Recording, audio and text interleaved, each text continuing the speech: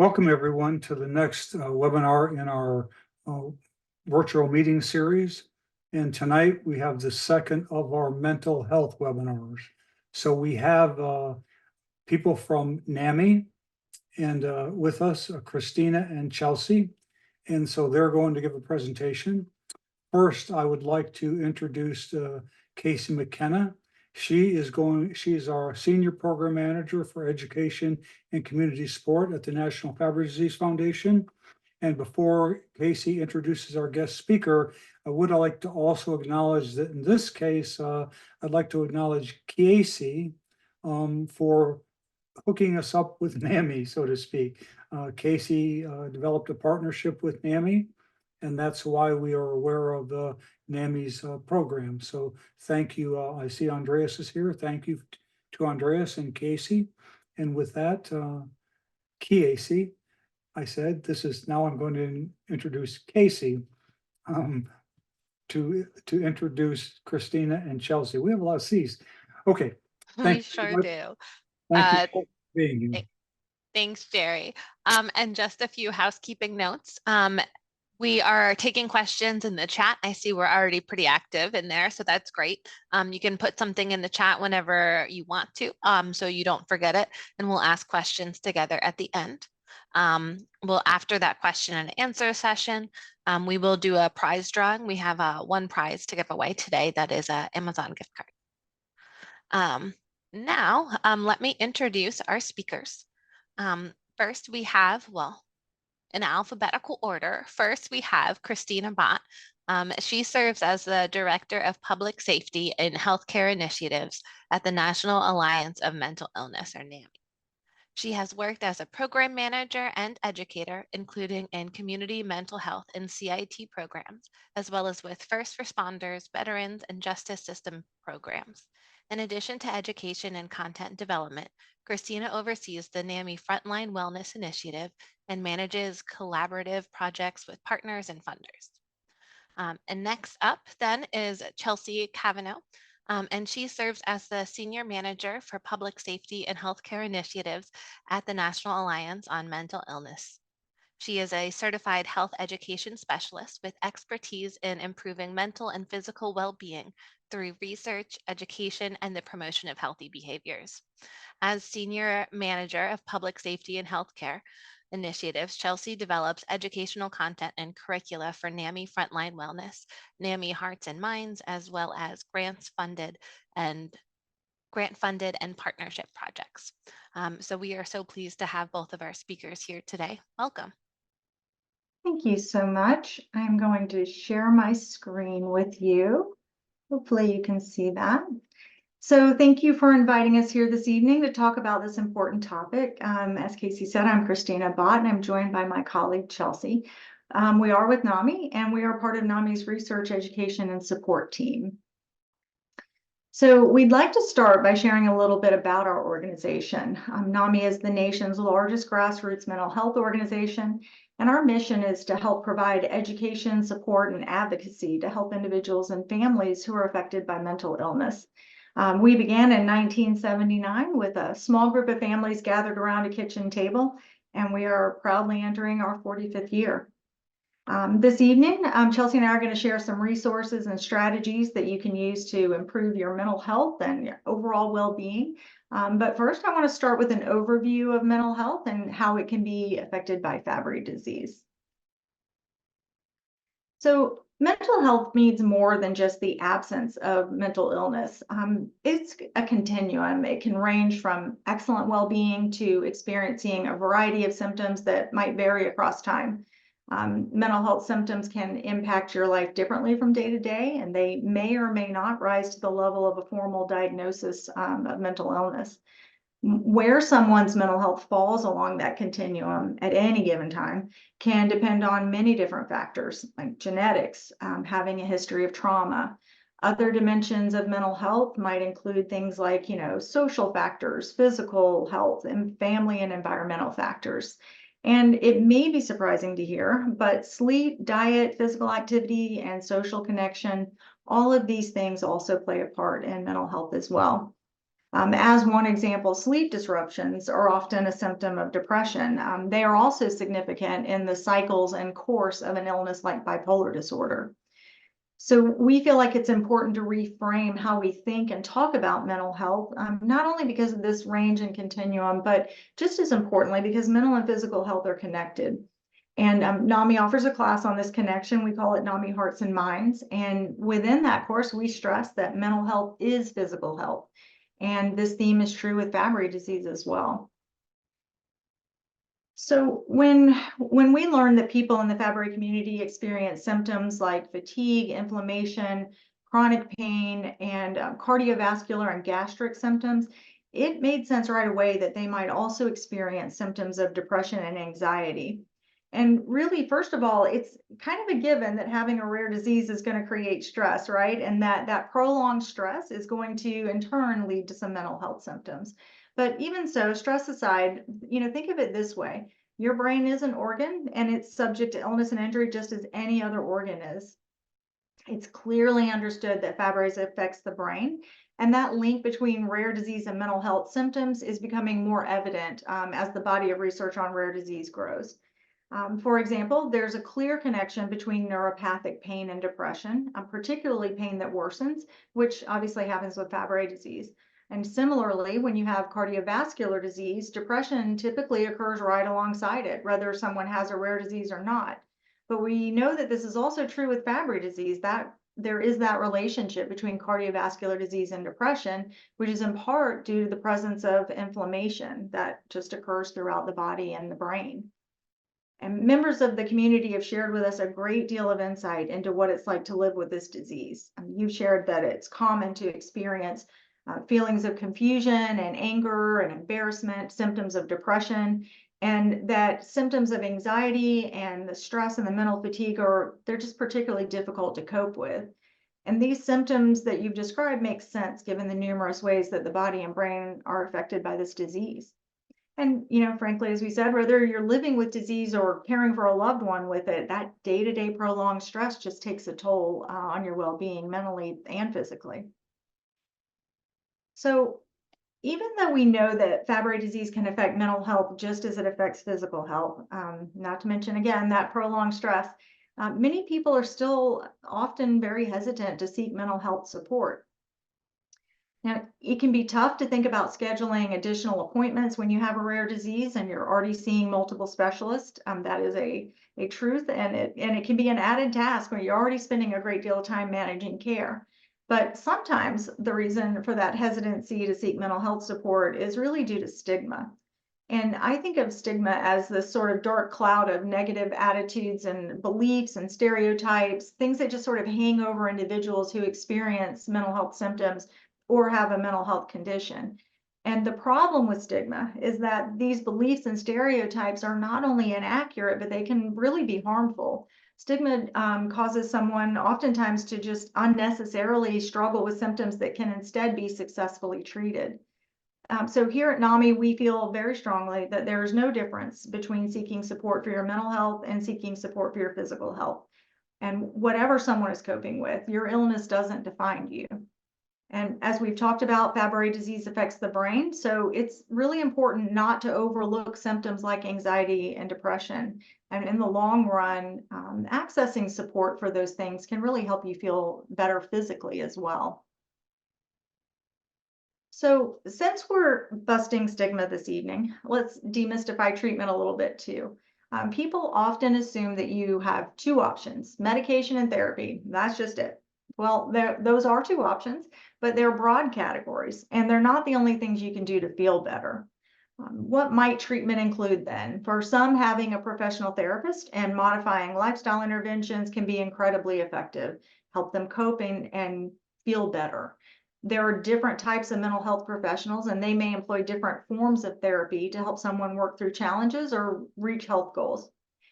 Therapy can also be helpful for learning how to break out of negative thought patterns that might be helping to reinforce some of those depressive symptoms. As an example, it can also help someone learn relaxation and manage symptoms of trauma like anxiety. There's even a cognitive behavioral therapy approach for managing chronic pain and insomnia. As far as treatment options go, there are also medications that you can discuss with your doctor, as well as complementary approaches like dietary and lifestyle interventions that are aimed at managing specific symptoms. Mindfulness, yoga, peer support, these are things that also help provide coping strategies to help better manage stress.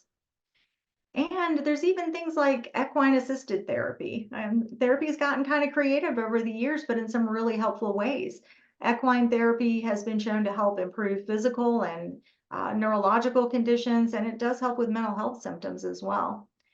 I would encourage you to take a moment to visit the NAMI website. There's a list of pages there with treatment options, and also there's a lot of great information on the different types and roles of mental health professionals.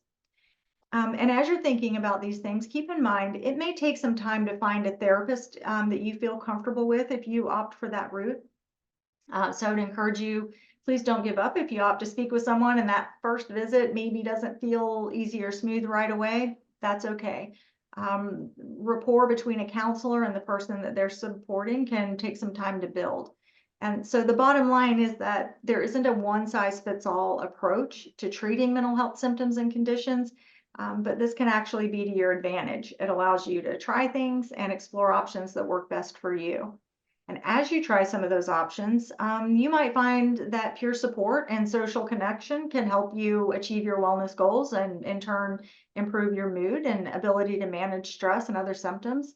It's again, like I mentioned, the professional counselor can, that may work for you for helping to manage anxiety and sleep problems. So, keep in mind that there are many different routes that you can take. And really, it can be so cathartic to talk about what you're going through. Having an impartial listener who's focused on helping you solve a problem or reach a goal, and whether coping with medical stress or overcoming symptoms of anxiety that are interfering with your daily life. Therapy can help you set goals for interventions and just empower you to better manage your health. All of this can just help you regain a sense of optimism and control. So whatever you decide is the right approach for you personally. I really like to start with one simple truth: your mental health matters.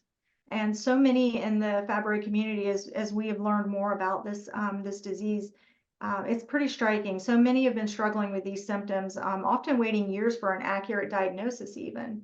So my message to this community is you've been through a lot and you deserve validation. You deserve to be heard. Talking through those challenges and actually being heard can, in and of itself, like I said, provide a great deal of relief. So I encourage you to ignore those thoughts and dark clouds of stigma and realize the value of your mental well-being. It's a vital part of your health. So as we talk about resources and strategies, I definitely want to mention social connection. When you're struggling with symptoms and you're juggling appointments and, just trying to manage day to day, it can be very easy to overlook how important it is to be around other people and to interact socially. You might be experiencing significant pain and really just, prefer to be alone.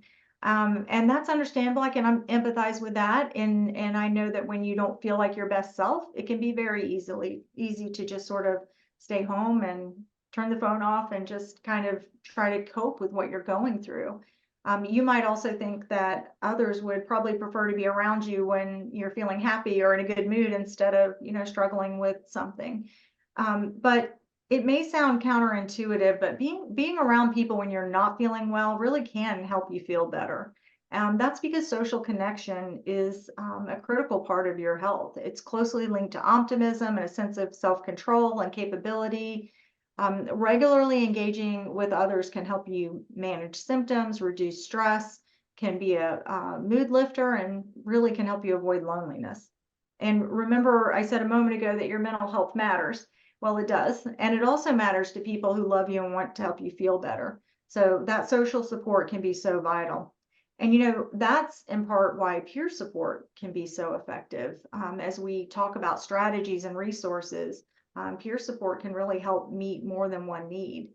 When you're talking with people who understand and you have a shared goal, this can be very effective to lift your spirits. And really think of peer support as a tool. It can be a very effective tool for your health. You might have conversations that spark new ideas for coping strategies. You can think about brainstorming special topics and discuss, new approaches, share group wisdom and experience and resources, and kind of help mentor each other along the way. One thing that, that might be worth considering is pairing up one-on-one with another Fabry community member, maybe who's at a different phase of the illness, help someone regain motivation, build resilience, and share that hope together. Even if it's not easy, and there are definitely days when you'd rather be alone, that social support really can help. So if you're not ready to consider peer support options, think about at least talking with a family member or a friend. You can think about attending a prayer or worship group or volunteering in your community. It could really even be as simple as talking to a neighbor more frequently or striking up conversations with someone new when you're out and about. It really is an important part of health that's pretty often overlooked. So remember, you may have a rare disease, but you're not alone. And if there's one other thing I've learned about this community, that that's the power of the Fabry community, that that the support is there. So now I'm going to hand this over to Chelsea, and she's going to talk more about wellness strategies and goals. Thank you, Christina. So Christina already mentioned lifestyle approaches, and now we're going to focus in on this a little bit more. And as Christina mentioned too, you may not be able to change your physical diagnosis. There are certain realities that come along with it, and some of those you don't have a lot of control over, but you can still feel empowered to improve your quality of life. Daily efforts to care for your health can ease your symptoms and contribute to better mental well-being. Even small actions can have a positive impact and help you feel more resilient and more confident. As part of your journey, you've probably had many discussions with medical specialists about diet and physical activity, changes you could make, goals you could set for yourself.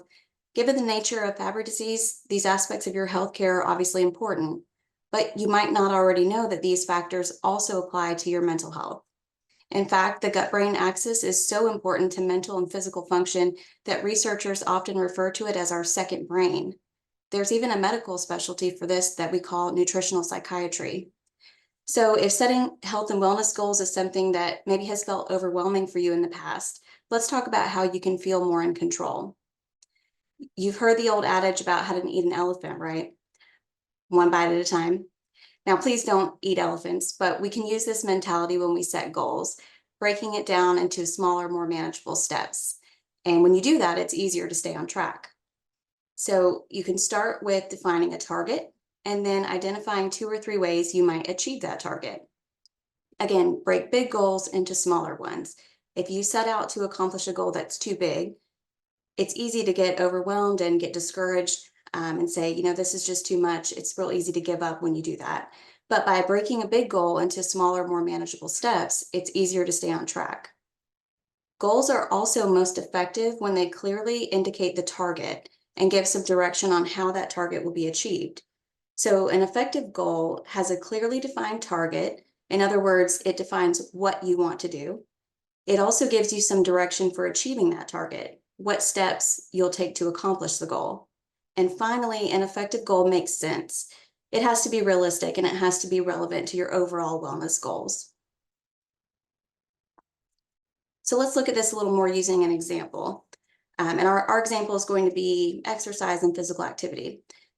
I know I need to get exercise, but my pain has been worse lately, and it's painful to even go for a brief walk. So in this example, physical activity is the broader goal, but movement can consist of many things. It's easier to start with small, more manageable steps and think of creative ways to move. This can help build up a goal without feeling overwhelmed. So looking at this example to incorporate more movement, for the first week, maybe this goal can just begin with some light stretching before breakfast. If you feel that doing this every morning is too ambitious, aim for 4 times a week and dedicate 10 to 15 minutes per stretching session. And then move up to week 2, and you could add in 1 or 2 evening stretches to help relax before bedtime and increase movement. You can continue building up the frequency and the time dedicated to that activity. And then when you get to week 3, maybe you're feeling more confident, more comfortable, building up to full body stretching and adding some chair yoga a few times a week.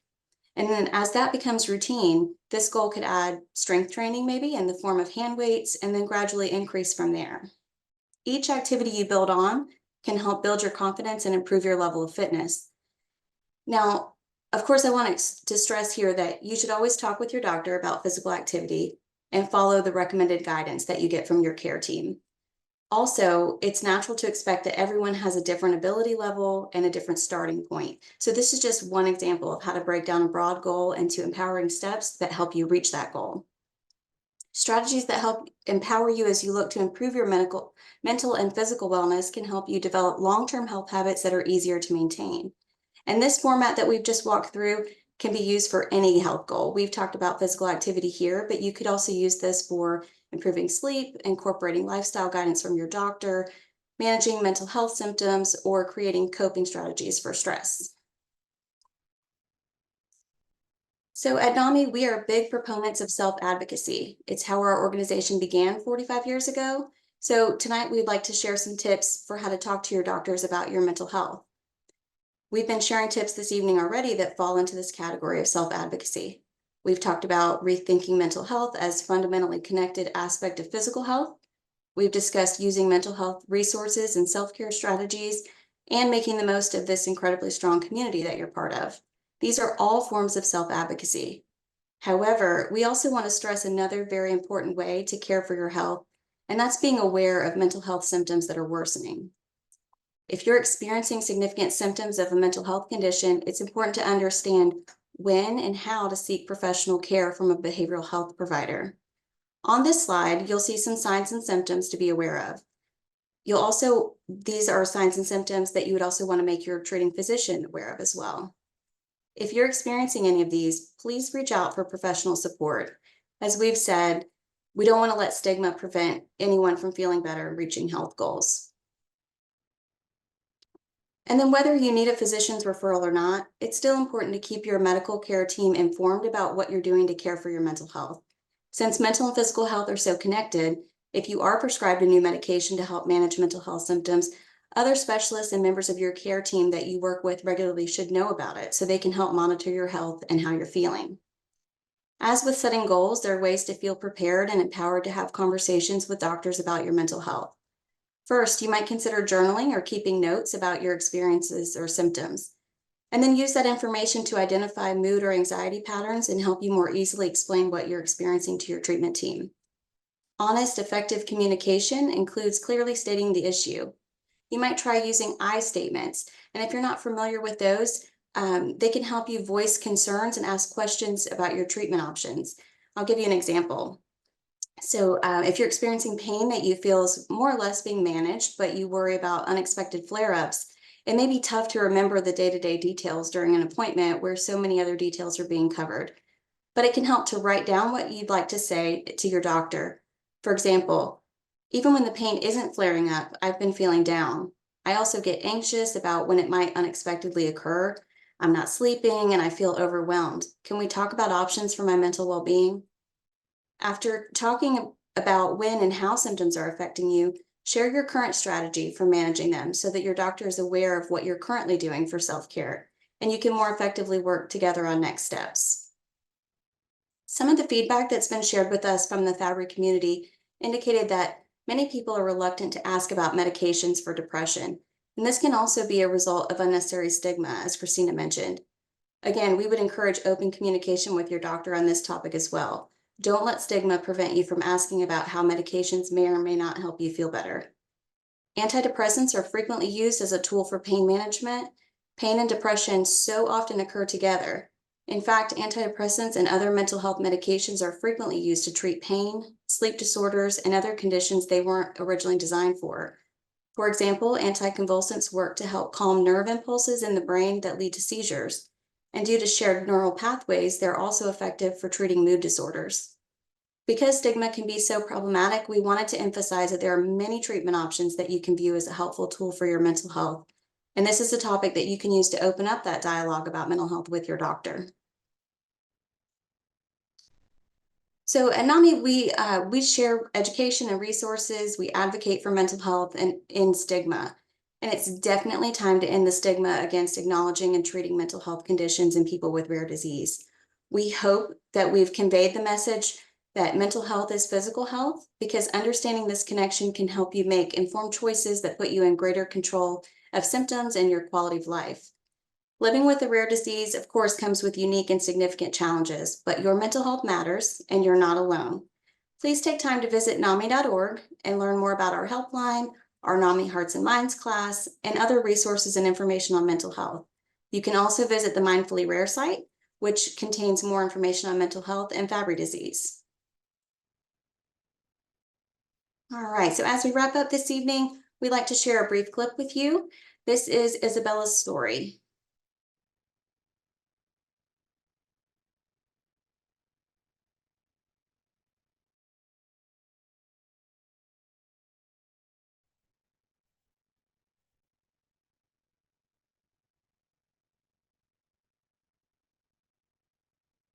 My name is Isabella. I live in Massachusetts. I was diagnosed with Fabry disease when I was about 42 years old. Fabry disease is a lysosomal storage disease. When you have a problem with your lysosomes, there can be cellular damage, and a lot of cell damage leads to organ damage in the brain, heart, skin, everywhere. So as you can imagine, the symptoms of that disease would be so mosaic for everybody, totally different, and you wouldn't really be able to diagnose it easily. I had a lot of pain when I was a child, very sensitive to heat, very sensitive to cold, everything hurt, like my clothes hurt. One of the biggest factors in these types of diseases is that they leave a psychosocial impact on you, and you tend to internalize the feedback that you get. I was told I was lazy, I was told I didn't want to do things, but all of those were symptoms of the disease that wasn't diagnosed.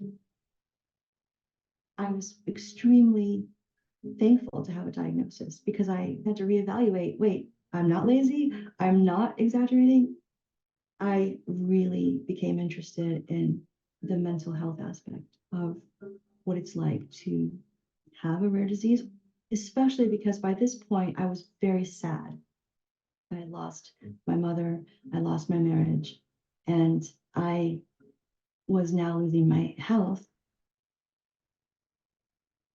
All patients with Fabry disease are going to feel the impact of the disease in their mind, in their, you want to say, soul. So when you're talking about disease, you treat the body, but primarily we should be making sure that everyone has the opportunity to feel fulfilled. And if they aren't, let's find out why, and let's address it directly. When I was diagnosed with Fabry disease, my PCP told me, oh, you know, let's get your liver and kidney, everything looked at, and let's get you a mental health counselor. I said, well, I'm not depressed. He goes, oh no, everybody with Fabry disease is going to be depressed at some point. And there was no shame. It was just part of the assumption that you have this disease, so it's going to be a chemical change in your brain as well. And so he set me up with this wonderful counselor, and it turns out that these things I'd been feeling were called PTSD, post-traumatic stress. The idea of self-care became really prominent.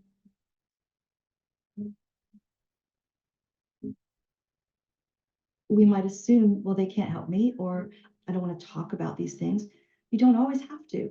There's a counselor who can do cognitive behavioral therapy with you instead of talk therapy or psychotherapy, or both. Some therapists will have you see a psychiatrist and add medication if that's what you need. But what I think I'd love to hear people start saying to each other is, you deserve to get some help. You deserve to. I don't want to be too gendered, but men tend to be fixers and don't think maybe sometimes there's a lot of value in dwelling on feelings or discussing those things. There's a stigma that they're not strong enough to take care of their family if they need that. And what I'd like to say to them is that that's how you take care of your loved ones. That's how you do it. My kids tested negative, thank goodness. It's like winning the lottery twice.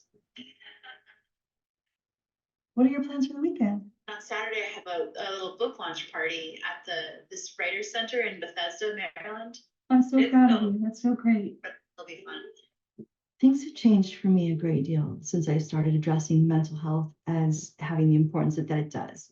I learned that doing things that give you happiness, even if it's a small amount of happiness or joy or peace, are not optional activities. Drawing is a form of therapy for me, and I've been doing that a lot, and it's just given me so much joy. Getting a dog is probably the most uplifting thing I could have done because I have to take care of someone else. My blood pressure's gone down. There's company and connection. Meditation has been key. It helps me cope with pain as well. Taking a moment to remember that you're alive, that you have breath, and that you do need to be present in the moment. What I want to say to somebody who's newly diagnosed is the road is not easy, but now it's just going to get better because either you're going to get treatment or you're going to be in a community where other people also are going to know what you're going through. Surround yourself with supportive people and you can do it. You've done harder things. So I love that quote that she ends with there. You can do it. You've done harder things. I think that's just very powerful and very inspiring. And with that, that wraps up our presentation. And we thank you so much for the opportunity to join you this evening. Yes, thank you. It's been a pleasure to meet and speak with everyone. Thank you very much, Christina and Chelsea and Isabella, for sharing your story. That's awesome.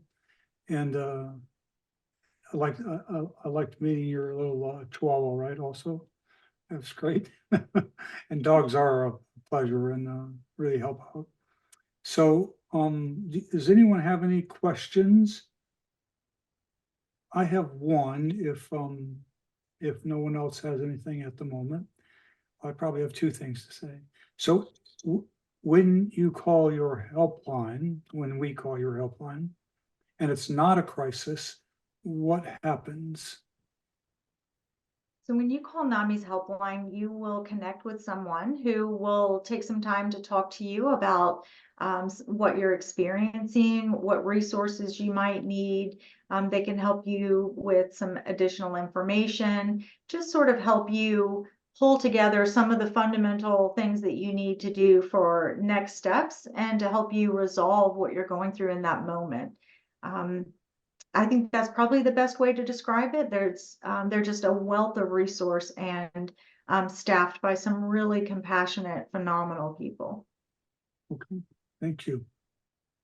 And I mentioned in our last webinar, the first of our mental health webinars, that the third in the series is an organization, an agreement we have with KGA, Catherine Gear Associates, who also provides mental health resources and referrals. So in the Fabry community now, we're so fortunate to have yourselves and KGAs helping and many organizations, but it's nice that you can actually call and reach out in, and I'm not sure how you do it, but in the KGA program, they'll help you find the KGL staff will help you find a counselor that's right for you. Do you do that also?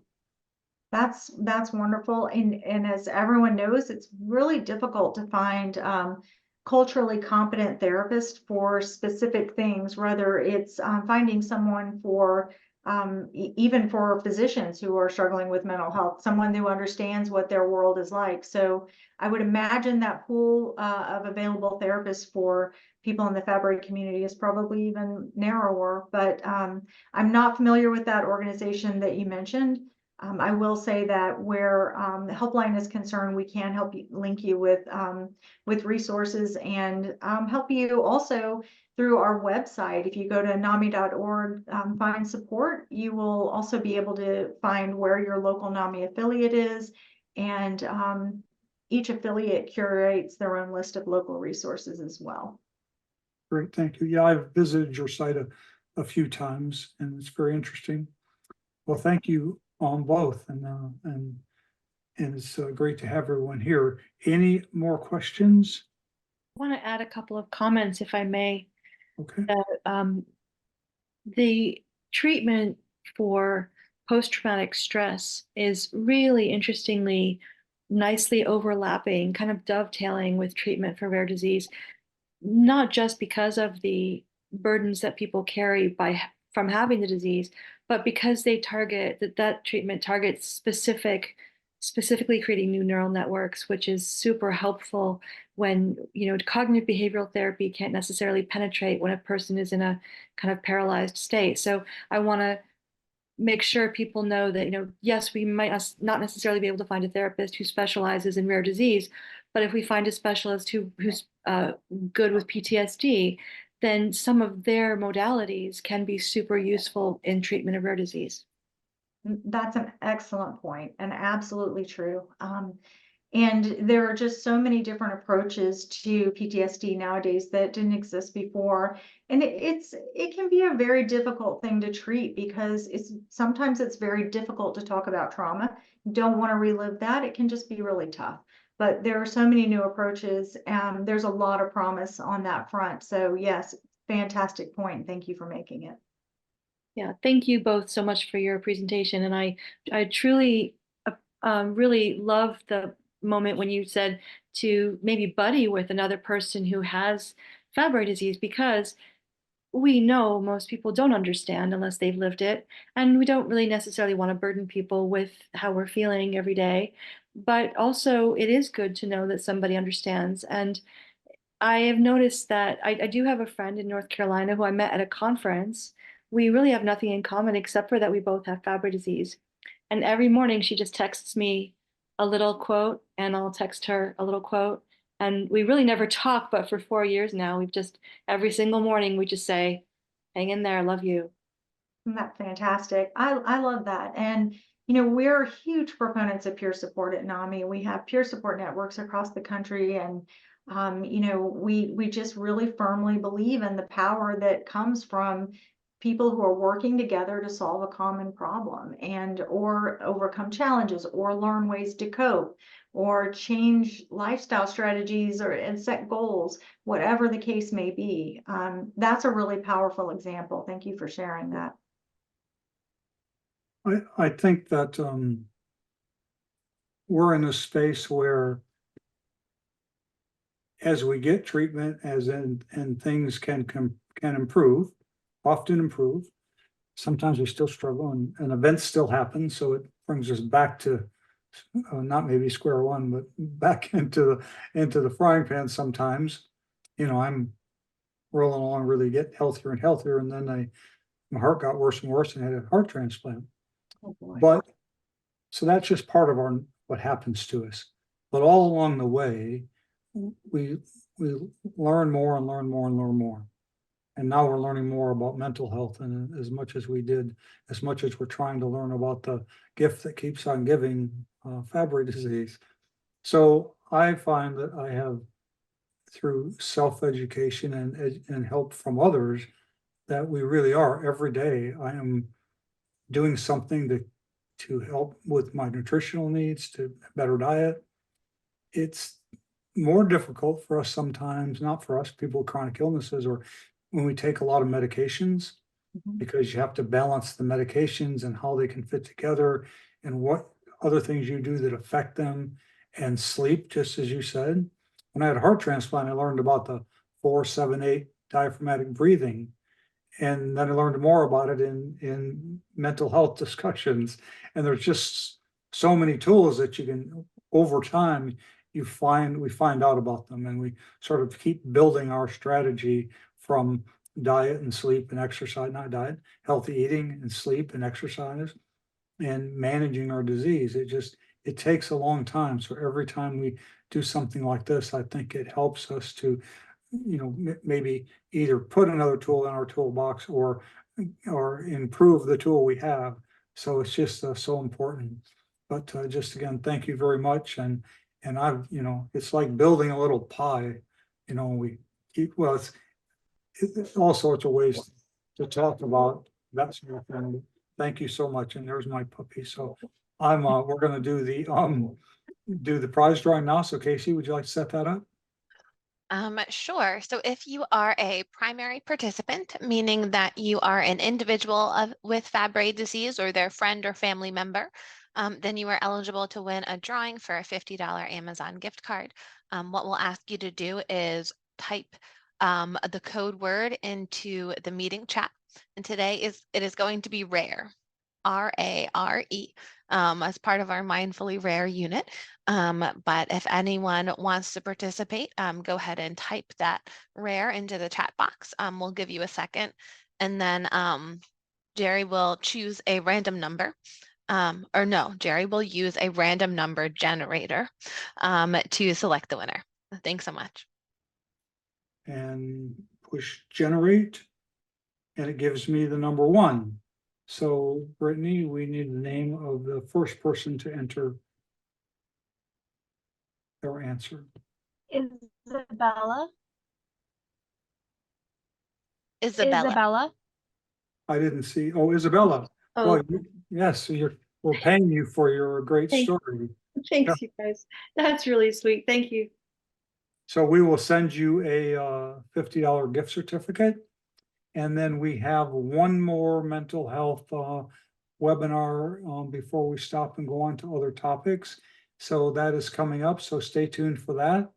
We'll And get that is Monday, February 12th, also at 7 p.m. Eastern. So you Great. got a couple weeks. Do we have anything else for tonight, Casey? No, just Thank- thank you again so much to our speakers. Yes, thank you to our speakers and to Isabella and Andreas for letting us know about NAMI and this great program. So thank you all. Good night.